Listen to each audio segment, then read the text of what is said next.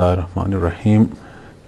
صبر جو ہے یہ عربی زبان کا لفظ ہے اور معنی اس کا جو ہے وہ یہ ہے کہ بے تاب نہ ہونا، اضطراب کا شکار نہ ہونا، جلد بازی نہ کرنا۔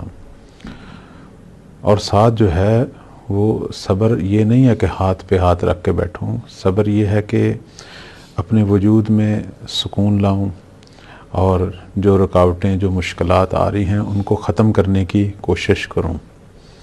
ہمارے ہاں بسا اوقات جو ہے ایک ظالم کے ظلم کے مد مقابل خاموش ہو جانے کو بھی صبر کہتے ہیں۔ نہیں، یہ صبر نہیں ہے۔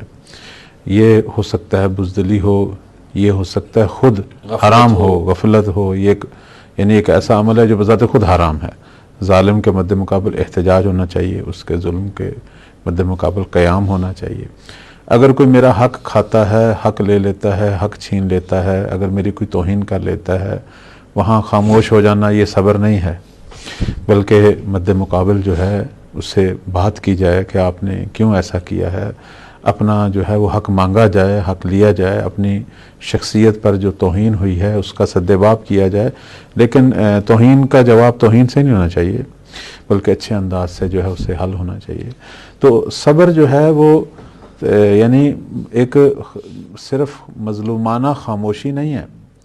صبر جو ہے اس کے اندر یعنی مقابلہ ہے، جہاد ہے، بلکہ ہماری روایات میں ایک بہت بڑا جہاد جو ہے وہ صبر کی شکل میں جو ہے وہ پیش کیا گیا ہے، چونکہ صبر کے اندر انسان ترقی کرتا ہے۔ اب آپ دیکھیں کہ اگر ہم صبر کو تقسیم کریں تو صبر بذا اوقات اللہ تعالیٰ کی آزمائش کے مد مقابل بھی ہوتا ہے۔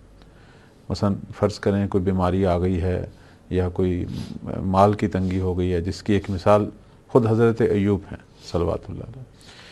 ایک دفعہ صبر جو ہے وہ میرے کسی گناہ کی سزا ہے، چونکہ مولا امام معصوم بذات خود یہ امیر المومنین صلوات اللہ علیہ کا فرمان ہے کہ دو طرح کا صبر ہوتا ہے۔ ایک دفعہ آپ کو اللہ آزمانا چاہتا ہے، کچھ چیزیں کم کر دیتا ہے آپ کی زندگی میں۔